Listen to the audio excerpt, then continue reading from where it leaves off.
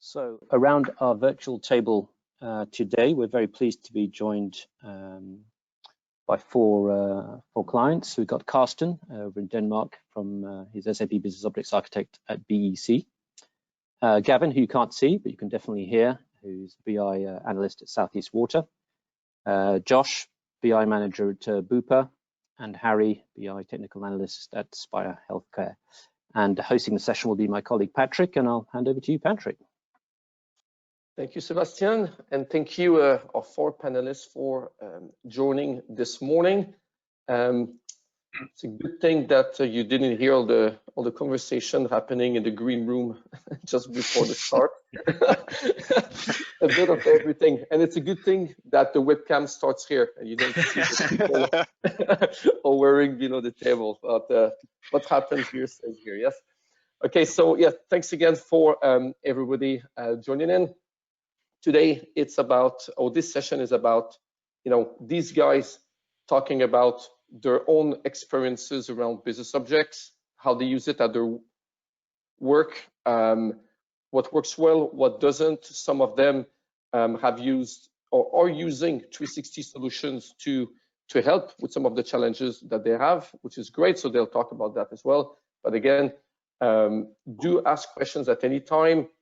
These questions, well, they can be for me if you want, but our panelists here are ready to answer your questions, and we'll do this at the end of this session.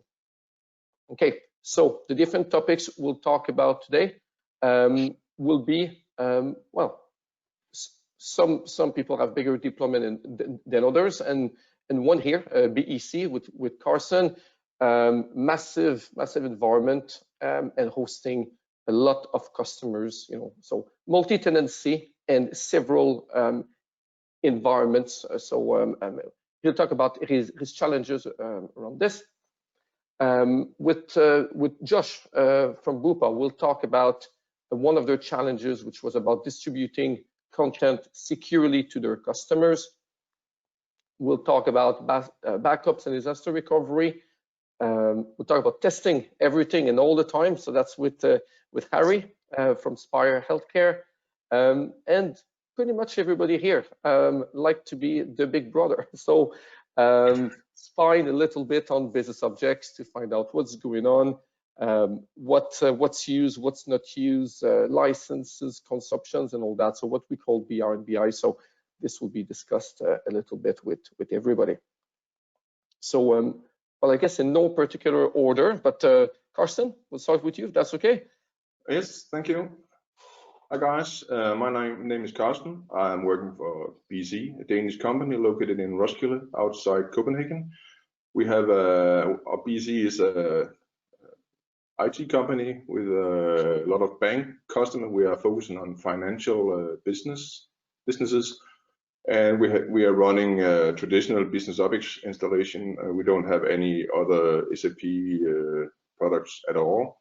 So we have right now a 4.2 SP6 running with 10,000 users approximately, and we have a traditional development, test, U-test, and production, as you see. And so that's a small introduction to how now, when you say 10,000 customers, it's a bit more difficult than that, right? Yeah, we have around 50 plus tenants, so to speak. We have 50 different banks using our BO environment right now, and we have made our own tool to build the tenants and connect it to Windows 80 and stuff like that. So in prod, yeah. So in production, you have one server, one environment, but that environment has 50 different tenants. So that's yes. 50 folders, well, 50 top-level folders and groups, and managing the security to make sure that one bank doesn't see the other bank, all that kind of stuff. So how do you control the security to make sure a tenant doesn't see the other tenant stuff? We are a huge consumer of universe overrides and a lot of connections. I think we have like 3,000 connections on the system right now. So but it works. It actually performs quite well, I think.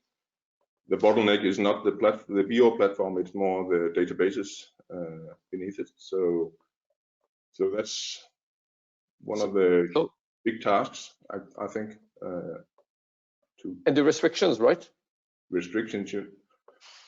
A lot of user groups. I think we have 40, 50,000 user groups to control 10,000 users. So it's quite a lot.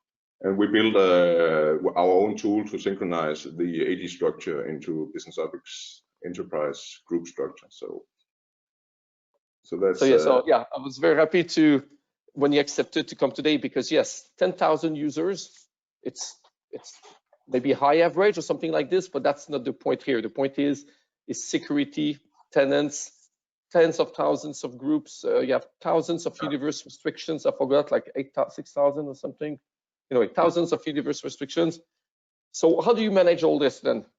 Or what were the issues? We use the 360 view right now because the universe designer is simply too slow. If we do it manually, it will we will not get it done the right way. Because we started doing that and it was a no-go. It was, I think, for one solution it could take hours just to build all the overrides and security. So I think with 360 view it takes like maximum 30 minutes and even less, I think, because now we have tried it a lot of times. So yeah. So from many hours to minutes, basically. Yes. And then, well, that's great. And you were talking also about, well, backups are important, but you're using our solutions to maintain your promotions between all of your environments. Actually, yeah, that was where we started with the GBN Smith, because we had some issues on 3.1. Because at the time we had 50 plus different installations of BusinessObjects in production, one per customer. And when we promoted, we were using Federation, and the Federation sometime it lives its own life. So sometime Federation decided to delete in production instead of promote to production. So we have had a lot of issues, and the guys who carried out these tasks were not that happy. So we made a POC on 360 Plus at the time, and during that POC we had 2 production down for a couple of customers.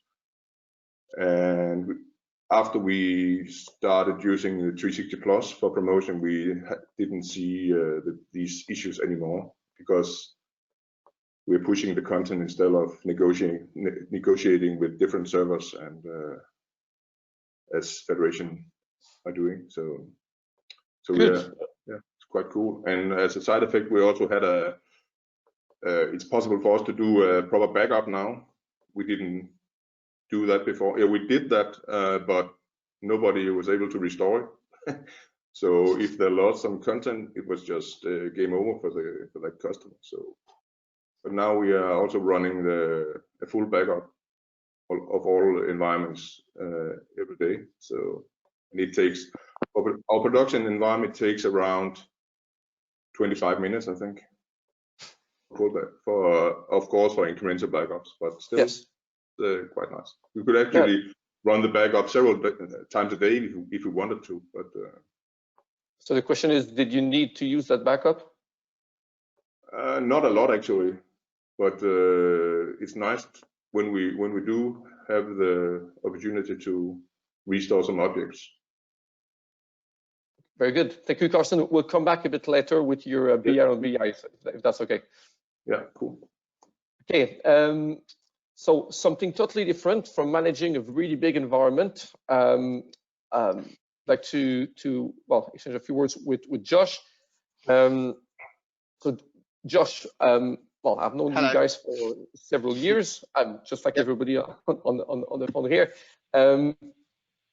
One of the concerns for BUPA, has always been around security. You guys have a lot of personal data. But you said that with the COVID times, it's even more than before. Yeah. So I'm Josh, BI manager at BUPA.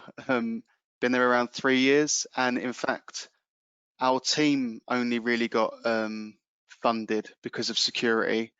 And then the reason that we procured BusinessObjects was a security-based decision. And then the reason that we bought in 360 was security as well.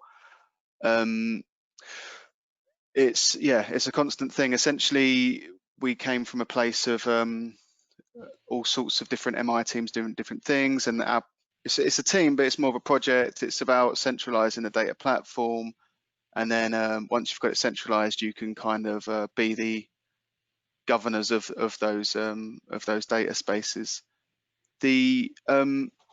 In terms of COVID, yeah, I mean, and 360, our changes have to go through a lot more stringent approval processes, because a lot of our hard resources are working on setting up the infrastructure and maintaining the infrastructure of home working due to COVID. But 360 has helped us in that we're not able to manage the whole change process entirely, so it has to go through change management. But what we can do with 360 is prove that our changes aren't really proper changes. They're just little flick-flacks between our dev and boxy prod environments, little adaptations to data marts and universes, bringing in changes that change a lot of reports. We can just sort of bosh them through without them counting as proper changes, due to what we have proven with 360. And that's a lot to do with the fact that we can back up something if it does stuff up, I suppose. So is flick-flacks the technical word used at BUPA? Yeah. Ronaldinho went into Paraguayan business intelligence after the Nike adverts. I think that's what he's doing in Paraguay. I don't know what else. Yeah. So when you were saying you have to go through much more, extra processes to prove what you want to do, what you're doing, that's by doing the BI on BI, then, I suppose. Yeah. So we bought 360, and so we're the sort of data analytical BI team, but we wanted 360 for various reasons. But the reason that we bought it was through the security team. So that whole process of them being involved meant that they're acutely aware of what it does and how it sits. I think you were involved in some of the many questions they had about how it works architecturally, and with our customer data going to third parties, or not in our case. Yeah. Then, and another big thing about the security, I remember, was, and I talked about that earlier, but you guys store personal data about your own customers, so clearly, and it's around health. Harry, very similar in your industry as well, and but you are also sending data outside of BUPA. So can you tell us a bit about that? Yeah. So one of the facets of the way our business is set up is it's not typically a person on the street or person online decides to buy private medical insurance. A lot of our business comes from the fact that their companies provide it to them, and as such they have some sort of role in administering and keeping on track of that on behalf of their employees. They're, well, in a sense they're bulk contracts perhaps, but that's quite crass. That they care about how these people are using their insurance, the costs and liabilities of those things. But that is, in turn, that is personal data. Whether, if you can't tell someone that an individual has had a particular condition or whatnot, but you can aggregate information. One of the services we provide, due to the fact that we are a tax deductible benefit for these companies and corporates, is we provide them advisory tax information. I don't know about in Denmark or other countries, but in the UK it's P11D. It's like a tax form, and they would have to fill that in manually, but we provide them an advisory. Hopefully they don't just copy and paste it without double checking it, but it's used to help them along the way. And the way we used to offer this perk was that we would extract through SQL and IBM Cognos many lists, 60,000 company and corporate lists, and then password protect things like Excels and get trusted third-party people and essentially email them about. And what we do now, or we did this year, was on the end of the tax year, 6th of April or whenever it was, we have one business objects report that we burst through 360 cast, and it runs the one report, slices it into its 60,000 views of the data, and then it gives them all the unique names and everything that the clever Cody bit needs to pick it up from the SFTP, which is where we got my hands just got around the way. Sorry, we send it to an SFTP rather than to an email or anything like that. Obviously, it's secure as it's SFTP, and then our web portal picks those up so that if I represent, I don't know, Aon or whatever, I log in and I'll see the tax information for my group. We can then obfuscate that depending on what sort of levels it is. If people want to get into analytical corporate information, it depends on the size of their firm, to be quite honest, because there's all these really specific rules that I won't go into. But yeah, aggregate trends are appropriate for some people, and we can provide them now through a secure channel. And for us, it's automated and burst. We've been applying that casting burst mechanism internally to our HR reporting. We're measured on the performance and competence of our team members, and that is very different depending on your role. So that's 11 systems, funnily enough, that were SQL'd and Access data based and pumped out to the managers and directors and heads off around BUPA. Again, that's one report through cast, and we've made it so it's hierarchy aware by using 3 destination lists. And what that does is, if you're a director, you see how your departments are performing against each other. If you're a head of, you see how your micro teams are against each other. And if you're a manager, you see how your staff are. And it progresses and evolves into sort of what was a list or several lists 3 weeks into the month to first day of the month for, not blow your socks off, but like a RAG dashboard with highlights of, under and over performers. And that's expanded into the global space as well, based in Copenhagen, funnily enough. So we're mainly UK, but the global guys are utilising these reports as well now, which is a whole nother set of restrictions on sending things because it's a different space. But yeah, we're using Cast for that. So okay, so thanks, Josh. But yes, so basically, yes, you can schedule and do report bursting in business objects, of course, but because your needs were a bit more advanced, you said password protection, you said the specific folder and naming convention on your SFTPs and that sort of things. Well, you needed to go outside, and that's what made you buy 360 Cast. Yeah, I think half of that gap that I highlighted would have been plugged from doing a manual publication in business objects. But there are certainly for us were further needs that were covered in Cast. I don't know if you got really stuck into it and managed it yourself. You could maybe get there, but for Cast, I can do it, and I'm not very technical. I've got the drop downs and the destination list guidance, and now we just click run. You're no longer a BI developer, you're a BI manager now, so that's it. Oh, yeah, they've got cleverer people than me in our team, don't worry. Thanks, Josh. No worries. We'll speak to somebody very clever here now. We'll speak to Harry. Harry, I won't go that far. Harry, do you want to say a few words about yourself and the Spire Healthcare? Sure thing. So I'm Harry. I'm the BI technical analyst at Spire Healthcare, who are a healthcare provider in the UK. We've got 40 sites dotted around the UK. We're a big customer of SAP. We've got SAP ECP, which is what we use at our hospitals at the front end for entering the patient information. We then have the SAP Business Warehouse, where we then store all of this data. We do daily loads to store the information from the front end. And then to output this data for reporting, we use business objects and the analysis for Excel function from SAP as well.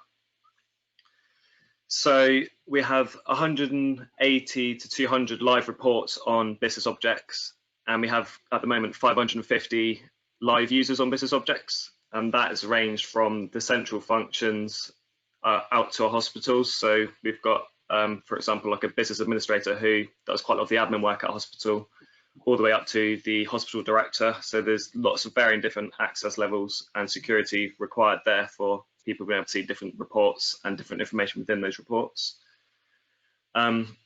So there's also things, we have the financial information in there, we have consultants information in their GP practices. So there's a lot of high level and sensitive data in our system. So security and ensuring that everything is working correctly is absolutely paramount. So we do a lot of testing, which I'm involved in. So that's where 360 bind in particular is a massive benefit to us, because we can set up binds to run automatically. And what the bind is we've pre-populated and selected all of our reports. We've got them set up as 5 different test users, and we've pre-populated the prompts for those reports. So an admission date, for example, so say we just looked at January for one hospital and we was looking at one particular area. We can then set up these binds to run every week in our production system to make sure that each week they run automatically for us. We can go in and check that the bind has successfully run correctly, so that lets us know that the reports are running correctly still without someone having to manually go and do each one. And equally that the reports firstly run, but B, that there's actual data in there, and the data in there is of a match level compared to the previous binds, because the report could run but could run for no information. So again, just having a report run doesn't necessarily mean it's providing the correct data. So we have binds set up in our test environments for when we're doing upgrades. So when we upgrade business objects, we do a check in each system to make sure that the reports suddenly haven't broken because of the upgrade. And we have weekly checks in our production system to make sure that on a regular basis, we know that all of our users are able to access our reports and the information in those reports is correct as well. Because having to manually go through and run 200 reports takes a long time. So 360 bind is definitely massive benefit there.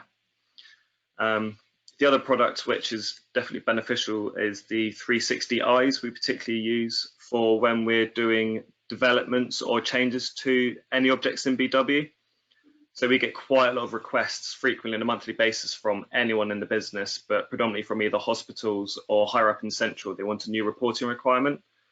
And where we have live reports and the data within that is obviously pretty important for all our clients across the business. We don't want to just make a change without checking what we're changing, what that's affecting. So we have set up using 360 eyes. We can say, for example, material, that's quite a big object, which has lots of different materials within it. If we're making a change to that, we want to see how many reports we're going to be changing if we make a change to material. And this allows us to mitigate and minimize any downward time for the people being able to run the report. So we could say, right, we want to add this to the report. Here are all the reports that are affected. This is going to take X amount of BI analysts, 1 day, half a day, a whole week to change these reports. So we can get a note up to our users and say, okay, during this period, we're going to be making this change. Please be aware that the reports during this time is having this changes made. So please be aware, rather than just blindly changing the report and then getting loads of users emails and say, why is this changed? What's that's changed? So, and then to go back on the first part, because you kind of covered 2 different parts here, but what I really like about the 360 bind use case that you guys are doing is, I talked about 360 bind in the previous session where I say, well, we first speak to people when they do an upgrade. That's simple. We go to upgrade business objects. We want to test a lot of stuff. You don't want to do it manually. What is 360 bind? And then some people will then, see the value and continue using it. Maybe more in terms of development life cycle, like you said, would you touch my BW query or my HANA views or the universe or what it is, and I want to test. But something I tell customers or prospects all the time, but I think you're one of the very few ones doing, is you are using bind on a regular basis for exception testing. Yes, that's cool. it. Yeah, definitely. Because there's nothing worse than if one of the customers, especially as we've got people very hard within Spire who use business objects for their reporting, but the CFO can use it. So you don't ever want the CFO to flag to you, why is there an issue with this report? Like, why is this not working? It doesn't look very good if your own team's not aware. So this just allows us to pick up any problems quicker than if we're manually, because we're always doing spot checks and maintaining ourselves. But we've got such a wide range of reports. 360 just cuts down that time being able to check all of our reports. So we automatically run it on a Sunday, and then one of the analysts checks on a Monday to make sure that all of those binds have succeeded, and that all of the binds that have succeeded also have the data in them. So we know that at a glance there's no major issues, or if there is an issue, we can pick up straight away, flag it to our BW team, depending on the issue, and if it's going to be half a day, a day's work to fix it, we can then get a note out to the business and say, we're aware of this issue, please bear with us whilst we get this fixed. So this allows us to deal with any potential issues much quicker. And then, yeah, no, that's awesome. And then the next bit you talked about, again, beyond BI, which Josh has covered a bit, and which is a nice segue to go speak to our final panelist, Gavin, in just a minute. But so impact analysis is quite important for you. Like you said, yeah, you're going to change an object somewhere. That object is used in many places. So you're using 360 eyes, which there's a full session on later this afternoon at 3 p.m. But using 360 eyes to, to tell you exactly who and what will be impacted. What's going to be affected. Yeah, that's it. So that just allows us to then get an example out of how long it's going to take us to get the change into place, so users know when to expect. They can start running the reports again with the same result, or with the updated result if it's a new field, whatever. That's very good. Thank you, Josh. Harry, rather. Thank you.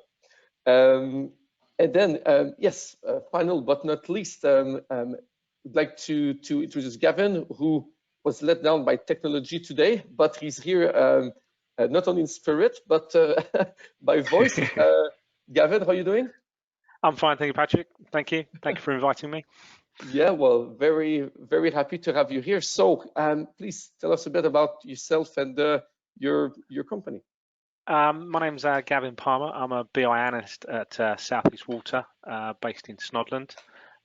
We run several SAP products. We've got SAP Data Services, we've got BusinessObjects, and we recently procured SAP Analytics Cloud to move to more dashboard reporting.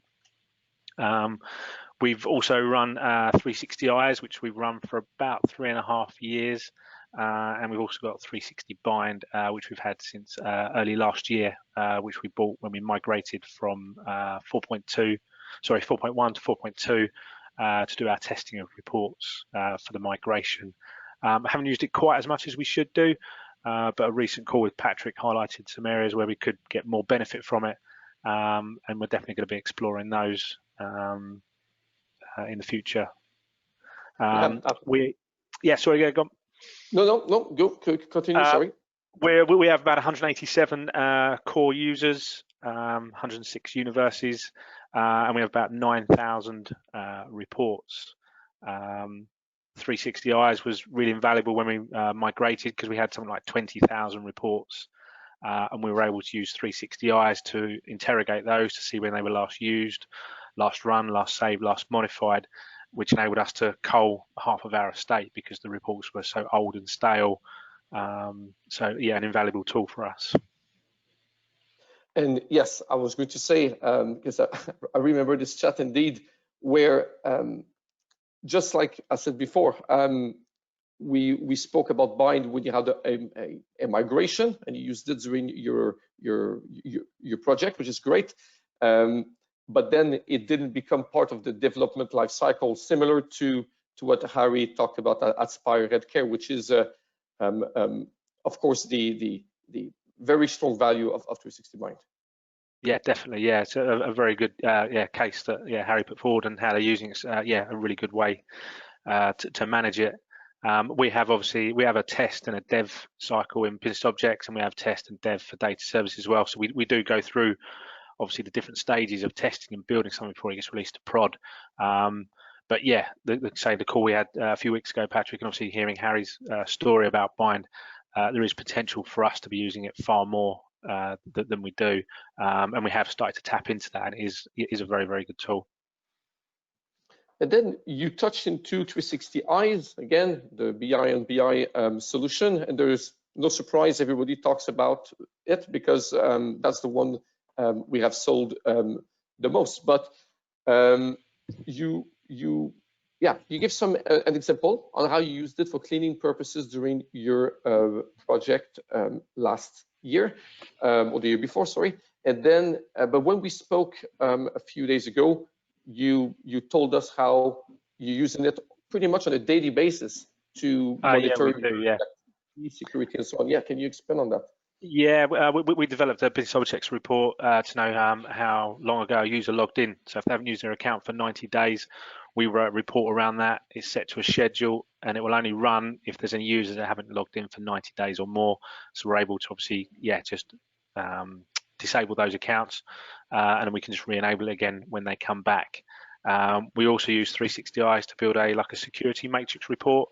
Because soon after I started at the company, we had the auditors in, and they were firing all these questions, and I was quite new to obviously the 360 products. So after that, I went away and we built a whole suite of reports. And then next time the auditors came, we could just give them all the information that they wanted on security, when people's access was changed, when they were granted more access. And yeah, without 360s, you wouldn't be able to do that out of the core product of SAP. Yeah, so you mentioned the migration. You migrate the users and the security and those and the scheduled instances. Yeah, they're all scheduled. We have in total we have 818 reports that are scheduled to go out. We can obviously check what type of schedules they are, whether they're going to end users, whether they're going to a shared location on the server, whether they're going to FTP sites and stuff. So we can manage all that, and we can also look at the times of day they're running. So if we're getting some bottlenecks, we could probably look at rescheduling some of those reports so it takes off the pressure on resources and infrastructure. You don't want all 800 reports running at the same time at 8 o'clock on the morning, because not everyone's going to get their report. So we can help manage sort of like the load through the day for scheduled reports. Oh, excellent. Yes, absolutely. And so happy to hear. So far, we've heard 3 different use cases about Beyond BI coming from one solution, which is amazing. And thank you very much, Gavin. And if I go back to Carson before going through the Q&A, I can see there's at least one question. Carson, 360 Eyes, we haven't covered the Beyond BI with you at BEC just yet, but this is something you're using quite a lot. So want to expand a bit on that? Yes, I have many years of experience with BO, and I actually used to build these kind of solutions myself and know how much work we have to put into it.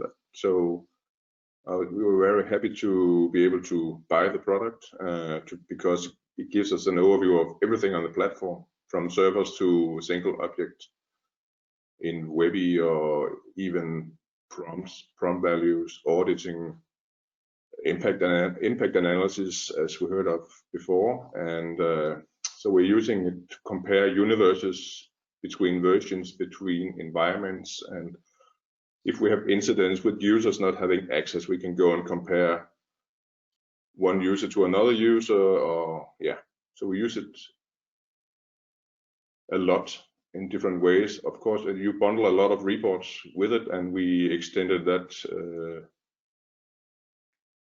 library of reports with our own reports as well, because we have special needs. Of course, we need to make reports of all our connections or overrides our universes, document our universes, instead of putting it into a spreadsheet with VBA and COM objects. It's much faster to make a VO report with all the stuff in it.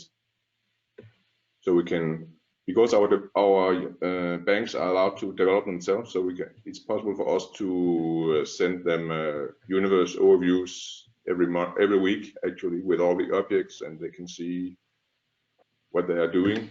And so it is literally a big brother tool. Yes. Before we had like 10 spreadsheets and some other common homemade solutions to cover this, but now it's easier. And when we have some special needs, you normally just put it into the universe and extract the extra data. So that's pretty cool, I think. Cool. Final word before we go to the Q&A.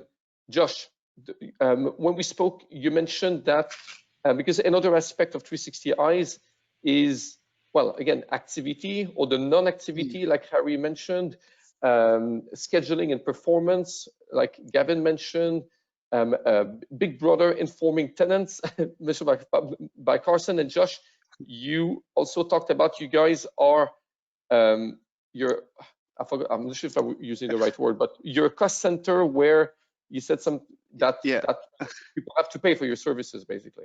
Yeah, so we're sort of we're like a data service for the company at large. So if you work in operations or dental services or whatever, you might need some reports built or whatever, some data warehousing or reporting time, and we'll go over, and then IT essentially cross-charge the time, and that's how our team is funded, which is good because it means that you have to be adding value, otherwise you get nowhere. And what we've used 360 Eyes for in this regard is we've used the Windows ADs that we get from from 360 Eyes universe, and we've stitched them to our people database. So then what we can do is say, all right, well, by department or by directorate, this is what's happening. So it's kind of like a self-preserving sales piece. I could say, well, you've had X distinct logins using X distinct reports, you've had so many runs, you've had this many hours of logged on session times, and then on the other, and that's the success story you can say to them teams. And but then on the other side as well is we can say, okay, well, in this department they haven't really been using those reports as much as we was hoping and expecting. Perhaps let's go and chat with them and make sure that they don't need adapting, or maybe they need some tool training as well. If they're interactive report builders themselves, something we offer to go and sort of give them a leg up with how to build their own reports as well. And if they're not building them, it might be a skills gap, or they don't have what they need in the universe, any of these gaps, then we can go and approach them. So it's a value for money display, but also it helps us hone in on the departments to interact with. Very good. Well, thank you very much, everybody, all of 4 panelists today. Before we go and have a look at the question, I just would like to start just a quick question. You've heard about different use cases today, or different life experience, life projects from peers. Well, not only the UK but abroad as well. And would you like to learn more about some of the topics we have discussed today? So these are multiple choices. So again, managing big environments, especially with multiple tenants. Are you concerned about distributing content securely? Maybe it's backup and disaster recovery. Like Harry, test all the time, everything and all the time. But what everybody has discussed is the clearly BI on BI is something of incredible value. So if you'd like to learn more about this, yes, please do vote. Okay, I will leave the voting open because I see there's a lot of people still voting. That's great. Oh, actually, let's just move on. We have 5 minutes, so let's close this. Okay, Sebastian, you want to take over? Yeah, so we've covered quite a few use cases.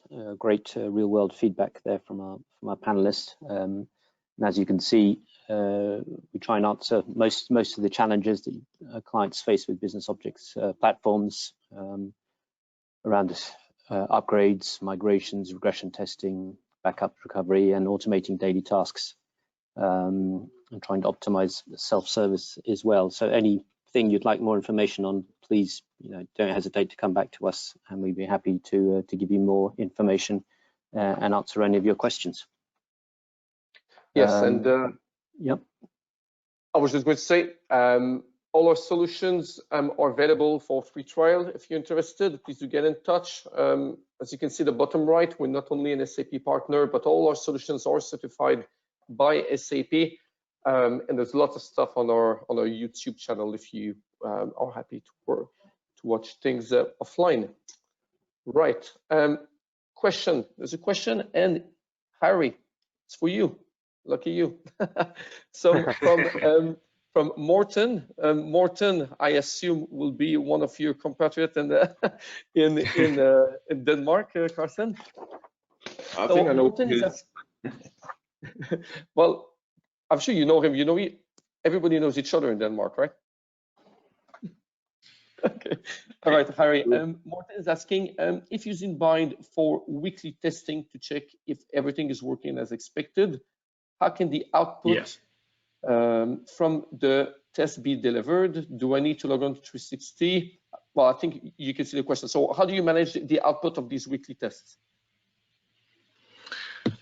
So there's you have a scheduled comparison, which is what you do to set the outputs up, and then you can basically set how you want how detailed you want the output to do. So you can have level 1 to level 4, for example, on like pixels. So if something's like a pixel out, it will flag up red, or you can set it to like 10 pixels, for example.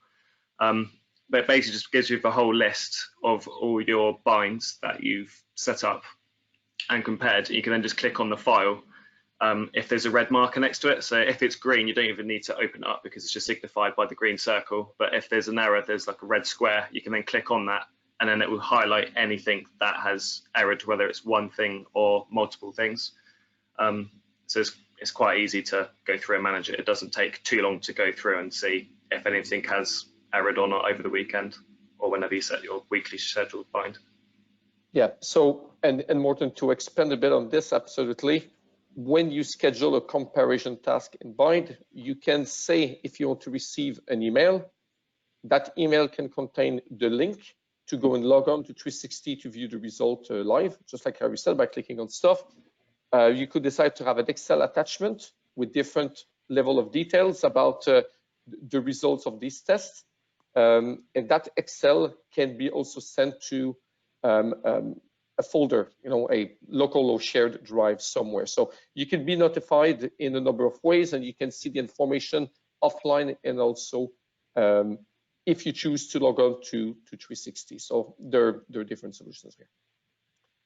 So I hope that has answered your question, Morten.